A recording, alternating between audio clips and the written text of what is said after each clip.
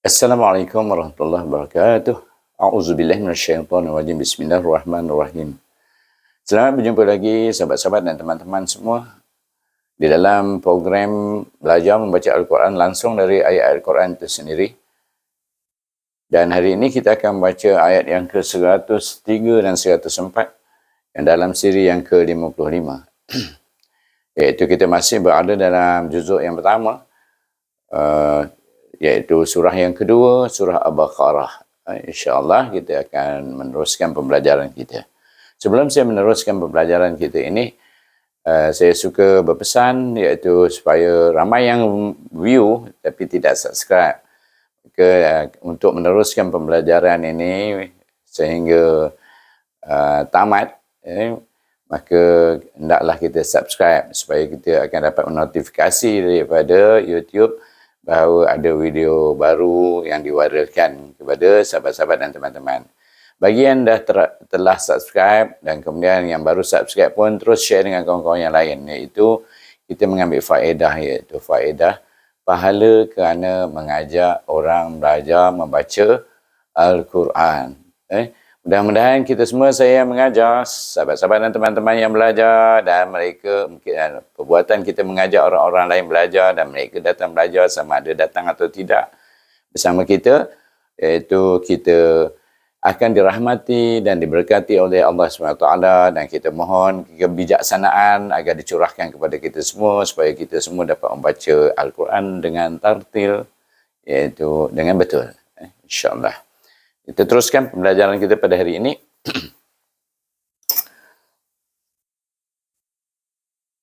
Baik, pembelajaran kita pada hari ini bermula dengan kalimah walau. Saya tunjukkan bila baris atas wa, kemudian lau. Lau ini kerana waw ini adalah asalnya huruf mad, tetapi kalau dia berbaris di atas, kalau huruf mad dia berbaris depan sebelum waw ini. Tapi oleh kerana baris atas, dia dibaca dengan lin, iaitu satu harakah saja.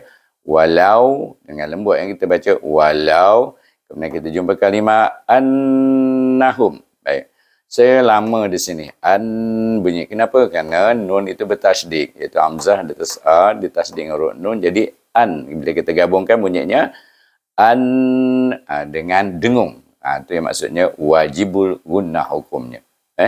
Dengan dua harakah.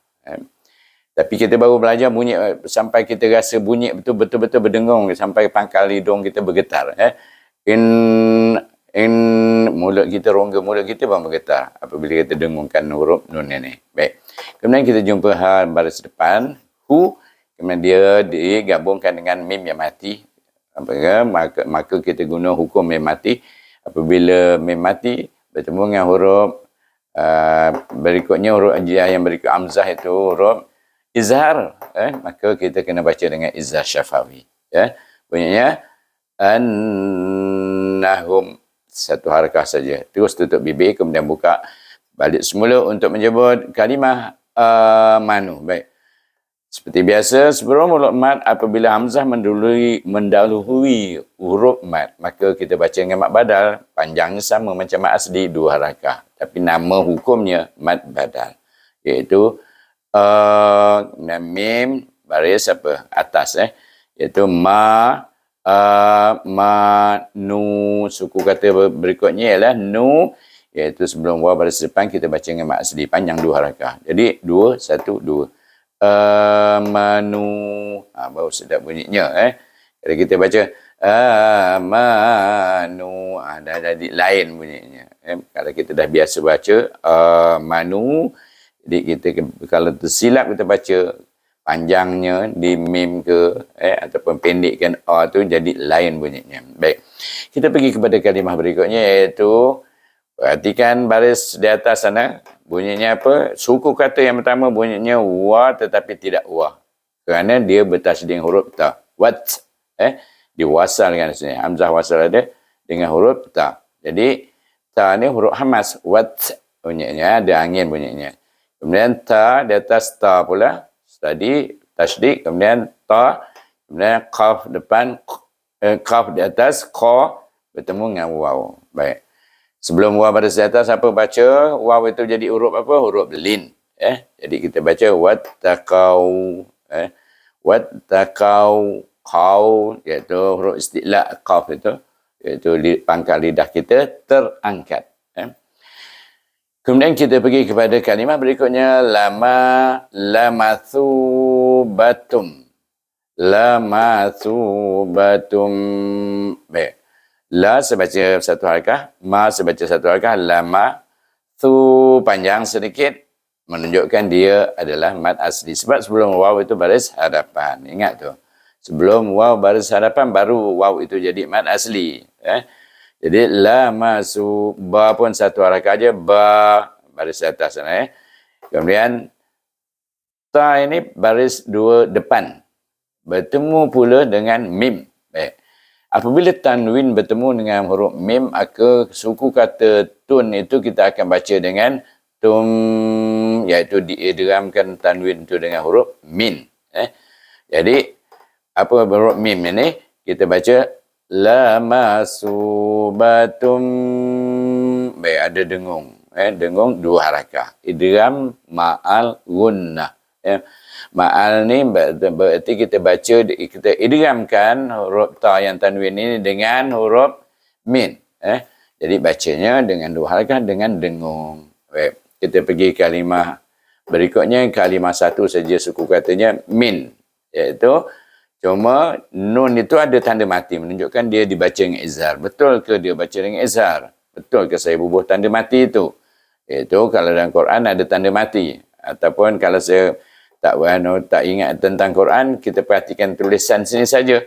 Nun mati, makna izhar baca. Kenapa baca dengan izhar? Kerana huruf nun sukun bertemu dengan huruf ain, hukumnya izhar khalqi. Dibaca dengan izhar. Itu sebab bunyinya suku kata min ni min. Tak ada dengung, tak ada panjang. Kemudian kita jumpa kalimah indi. Indi. Baik. Ain bawah tetapi dia bertemu dengan sukun, nun sukun. Nun sukun pula bertemu dengan huruf dal. Huruf dal ini apabila nun sukun, apa jadi dia? Dia adalah huruf qalqalah. Maka bukan huruf qalqalah. Dia memang dal huruf qalqalah. Tapi dia jadi efa. Di sini ada dal, ada menjadi huruf efa apabila nun hukum nun mati dengan tanwin. Ingat, hukum nun mati, nun sukun ataupun tanwin bertemu dengan huruf dal, huruf efa, maka baca dengan efa hakiki dengan dua harakah. Macam mana bacanya? Indi. Baik. Dal ini kita tak baca, suku kata dal ini, suku kata di itu kita tak baca dengan di. Sebab dia bertemu dengan nama Allah. Maka kita baca dia dengan nipis. Iaitu kerana dal ni baris bawah, baca dengan nipis. Lam itu bunyinya indil. Indil. Bunyinya dil. Bunyinya nipis. Kemudian la tu baca dengan dua harakah. Indillahi. Nampak? Kalau tebal bunyi indallah, yang lain bunyinya. Baik. Kemudian nama Allah ada dua suku kata di sini, iaitu Allah, tapi di sini ada hi lagi, Allahi, kalau nama Allah ni, Allahi. Sebab ada tiga suku kata di sana, tapi sini dia bersambung, sini hilang alif ni, tak ada bunyi a, tapi dia bunyi daripada d. Indil, satu, dua suku kata. Kemudian Allah, satu suku kata, hi, satu suku kata. Jadi, indillahi, kita jumpa kalimah khairun. Di sini kita ada sod lam ya, kita akan berhenti di sini. Kita akan wakaf di sini. Jadi punya kha, ya mati di sini menunjukkan izhar. Maknanya dia dibaca dengan, kita sukun di sini, sukunkan huruf apa? Huruf ra. Jadi kita baca dengan madlin sebab sebelum ya baris di atas. Panjang macam berapa panjang nak baca madlin ini? Kita baca 2, 4 atau 6 harakah juga seperti mad, arid, li, sukun. Sebab kita sukunkan huruf yang akhir. Dan sebelumnya huruf ya. Iaitu huruf lin. Baik, kita baca dengan madlin. Iaitu ketika kita wakaf.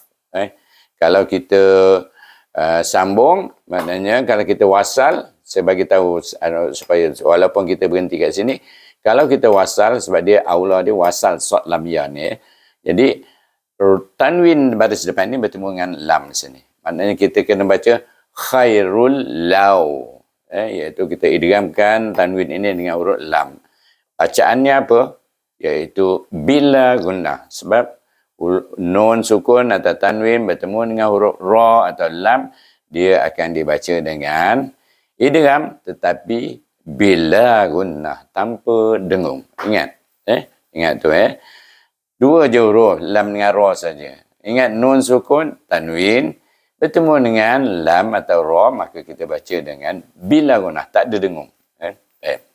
Kita baca daripada mula. Kita baca suku kata dulu. Walau annahum amanu wattaqau lamasubatum min indillahi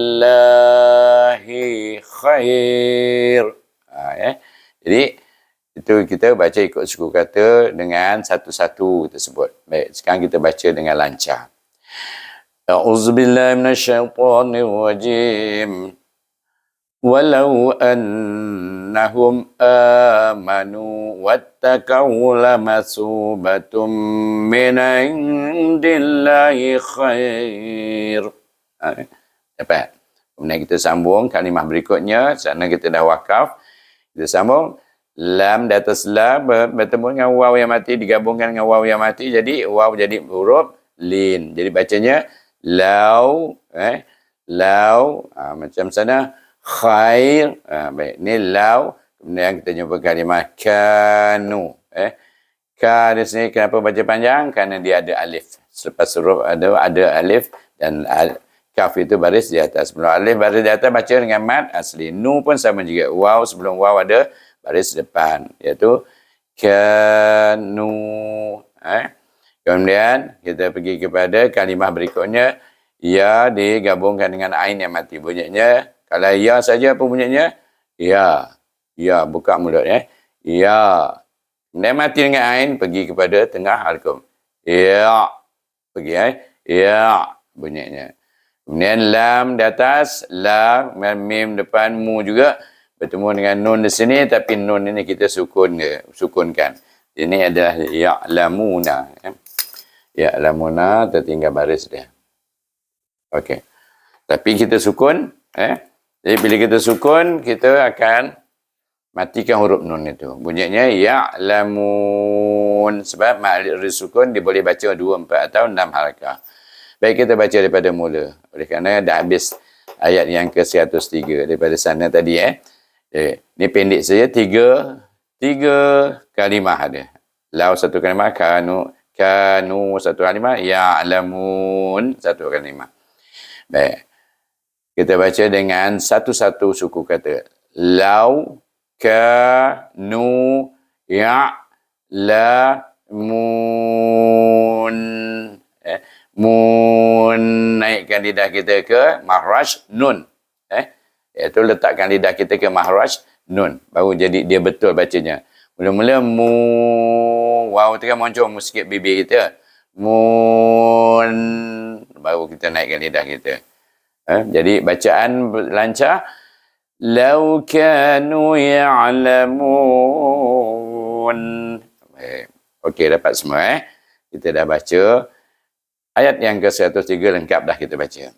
Itu cara kita belajar sekarang. Iaitu mula-mula kita eja satu-satu. Lepas tu kita baca satu-satu. Iaitu mula-mula kita bunyikan suku kata tu. Wa, lau, an, na, hum. Iaitu tiap-tiap ada baris mesti ada bunyi. Baik. Kita pergi kepada kalimah yang berikutnya. Ya ayyuha. Ya ayyuha. Ya di sini kenapa panjang? Kita baca 4 atau 5 harakat sebab dia mat wajib muttasil, kerana huruf ya bertemu dengan alif, bertemu dengan hamzah. Mana hamzah tu kenapa ada alif 2 pula? Tidak, alif yang kedua itu ada alif yang ditumpangi oleh hamzah.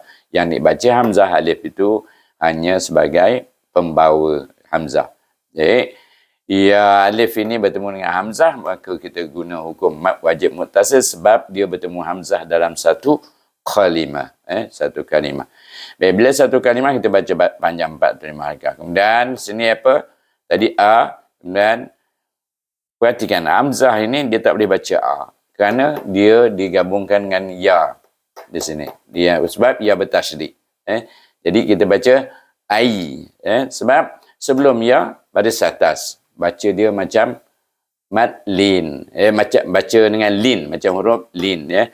Ai kalau mad lin hujung makaf, iaitu ai yu. Ya depan yu, kemudian ha di atas, ha bertemu dengan alif di sana, ayyuha. Tetapi ha ini tidak boleh baca ha kerana dia bertemu dengan alif lam syamsiah yang menghendaki kita membaca dengan idgham syamsi. Perhatikan, saya ada tulis sini idgham syamsi, iaitu kita apa yang idghamkan huruf ha tadi, suku kata ha dengan suku kata, iaitu matikan dengan huruf lam. Bunyinya hal, iaitu dengan huruf lam yang pertama. Huruf lam yang pertama dalam bertasydid ini ialah mati. Lam mati, ya. Baik. Ya ayyuhal. Ya ayyuhal. Jangan panjang. Walaupun dia idgham, dia tak ada panjang. Satu harakat dia. Hal la. Kemudian lam tu di baris atas, kemudian zal bawah zi. Tapi zal ni digabungkan dengan ya, maka dia jadi mad asli sebab sebelum ya baris bawah. Sebelum ya baris bawah, mad asli baca berapa panjang? 2 harakat. Jadi bunyinya ladzi, nun di atas na, ya, lazina. 1 2 1. Lepas tu kita ikut kalimah yang berikutnya ialah manu, iaitu bermula dengan hamzah sama sini. Sama, perhatikan tadi kita dah baca, jadi sama juga. 2 harakat, kenapa baca 2 harakat? Dia mad badal. Kenapa mad badal dipanggil mad badal? Kerana hamzah mendahului huruf alif. Dan mim di atas ma, nun baca 2 harakat juga. Kenapa? Sebab selepas nun ada huruf waw. Dan nun itu baris depan. Maknanya sebelum waw huruf baris depan, maka dia kena baca dengan huruf depan ni. Baris depan tu kena baca dengan panjang 2 harakat, iaitu dengan hukum mad asli. Amanu, amanu, 2 1 2. Dan la di sana, la iaitu penafian, iaitu di atas la tapi dia bertemu dengan alif. Baca juga dengan 2 harakat mad asli sebab sebelum alif baris di atas. Kemudian kita jumpa kalimah taqulu. Taqulu. Ta satu, qaf ni huruf istilah ku, terangkat pangkal lidah itu. Tentukan terangkat pangkal lidah. Kalau tidak terjadi ku, dia jadi kaf itu, huruf kaf ini. Ini tak ada terangkat lidah. Ini taqulu. Kenapa ku panjang, lu panjang? Sebab selepas huruf qaf ada huruf waw, selepas huruf lam ada huruf waw. Sebelum huruf waw itu semua dua-dua ni pun ada baris hadapan. Maka kita baca dia dengan mad asli dua-dua. Ta hamaz taqulu. Dapat. Okey. Kemudian baru kita jumpa kalimah berikutnya ra'ina. Ra ni pasal apa baca pula panjang saya baca? Kerana saya nampak ada huruf mad di sana selepas huruf ra. Huruf mad yang kecil, alif yang kecil. Jadi kita baca, kalau sebelum mad itu baris atas, maka kita baca dengan mad asli 2 harakat. Itu sebab saya baca panjang 2 harakat. Ra'i. Ra'i. Kemudian na di atas bertemu dengan alif, baca dengan mad asli juga. Sebab sebelum alif baris di atas. Ra'ina 2 1 2. Kemudian kita jumpa kalimah waqulu wa.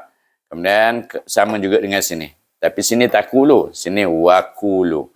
Ku dengan lu itu sama saja sebab sebab selamat qaf ada waw.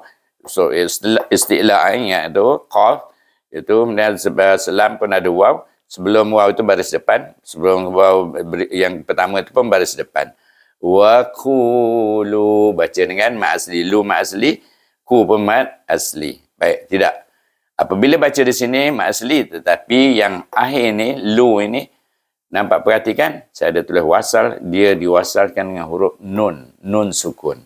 Jadi macam mana nak baca dia. Nun sukun bertemu dengan huruf apa?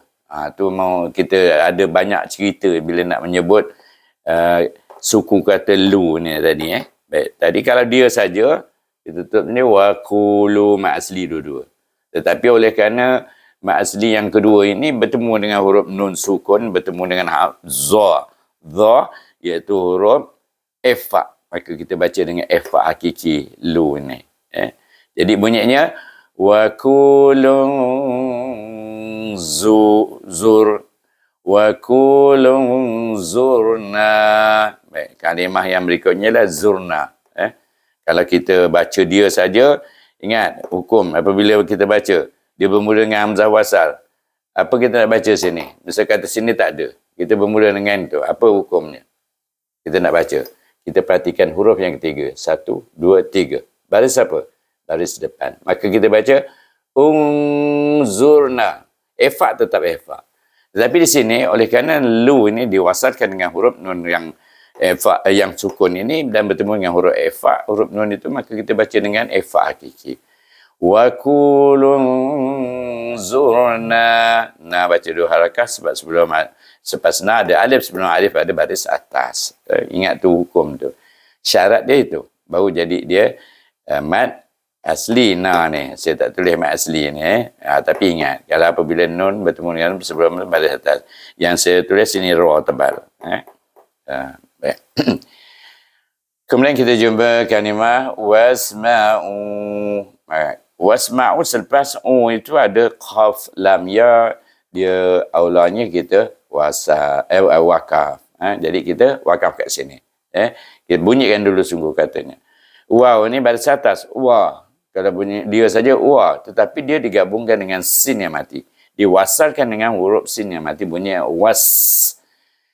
Sin tentukan dia bunyi hamas, jangan baca was gitu aja. Was bunyi betul-betul bunyi hamas dan safir, itu berdesir. Wasma'u apa saya baca panjang tu, panjangnya tidak boleh lebih, bukan macam ma'arif disukun, iaitu pasal dia mad asli sebelum wa baris depan. Jadi kita wakaf kat situ wasma'u. Baik, kita baca daripada mana? Ni panjang sikit. Ya ayyuhallazina amanu la taqulu ra'ina wa kulun zurna wasma'u. Okey, kita wakaf kat situ, kita baca dengan lancar.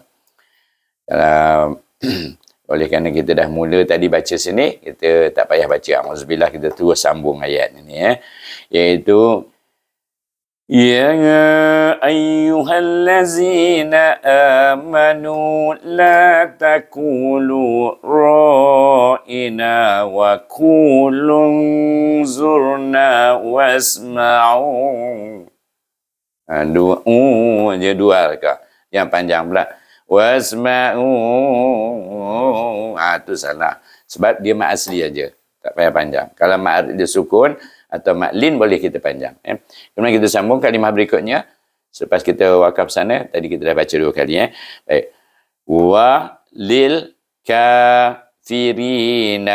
Baik. Sini wa, baik. Lam ni digabung dengan lam yang mati. Bunyinya lil. Jangan panjangkan dia sebab ada tanda mati di sana. Itu menunjukkan kita baca dengan izhar satu harakah saja. Walil ka. Baik. Ka lepas kaf ini ada huruf alif di sana dan kaf ini baris di atas. Maka kita baca dengan mad asli. Dan kaf ini juga hamas, fa juga hamas. Walil ka ada kan ada kurang angin dia.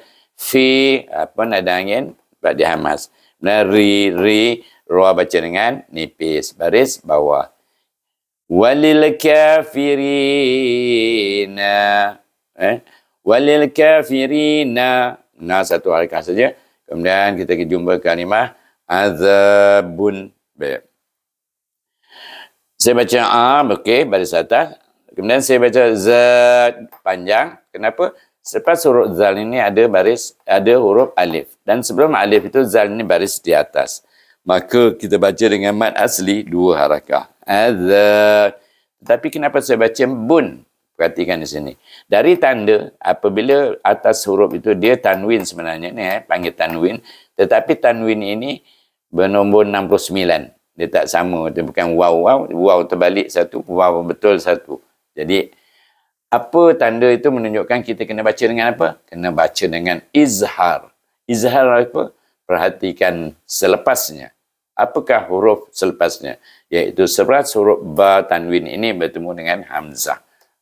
Ingat bertemu dengan hamzah, perhatikan sini. Nampak hamzah. Jadi bunyinya dengan baca dengan izhar halki sebab huruf hamzah adalah huruf halkum, pangkal halkum. Jadi itu bacanya azabun. Jangan panjangkan dia. Kemudian hamzah letak a, lam bawah li bertemu dengan ya ni sebelum ya baris bawah ma asli, tetapi selepas ya ada huruf mim tanwin di sini yang menentukan dia supaya dia baca disukunkan apabila kita wakaf. Itu penghabisan ayat yang ke-104. Jadi bunyinya alim, terus tutup bibir sebab huruf mim adalah huruf bibir. Mahrajnya ialah bibir tertutup dan terbuka. Mim. Buka, tertutup. Tutup, terbuka, tertutup. Menyebut mim. Jadi kita baca azabun alim. Baik, kita baca daripada walil kafirin. Sini kita dah wakaf tadi. Baik. Walil kafirina azabun alim. Maknanya kita baca daripada sini sampai kita baca sekali lagi dengan lancar. Walil kafirina azabun alim. 4 harakah baca. Nak 6 pun boleh. Habis selesai kita membaca ayat 103 dan 104. Kita baca semua. Ambil berkat pagi-pagi ni. Saya buat ni waktu pagi. Waktu subuh. Siapa yang baca waktu subuh, kita ambil. Kita baca sama-sama. A'udzubillahi minasyaitonirrajim. Walau annahum amanu wattaqau lamasubatum min 'indillahi khair. Lau kanu ya'lamun. يا أيها الذين آمنوا لا تكونوا رائنا وقولوا انظرنا واسمعوا وللكافرين عذاب أليم. Perhatikan di sini yang paling penting di sini. Sebab dia jarak dia jauh sikit dan dia ada 2 alif di sini. Satu hamzah wasal, satu alif yang ada pada tulisan tidak dibaca. Jadi kita nak menyebut lungzur. Kadang-kadang kita lambat perhatikan apa huruf sepasnya, apa hukum yang ada di sana, maka kita akan baca silap. Kesilapan boleh berlaku di sini. Baik. Berhati-hati dan tamatlah kita bacaan kita. Sadaqallahul azim. Dengan itu saya sudahi dengan wabillahi taufiq wal hidayah. Wassalamualaikum warahmatullahi wabarakatuh. Selamat berjumpa lagi.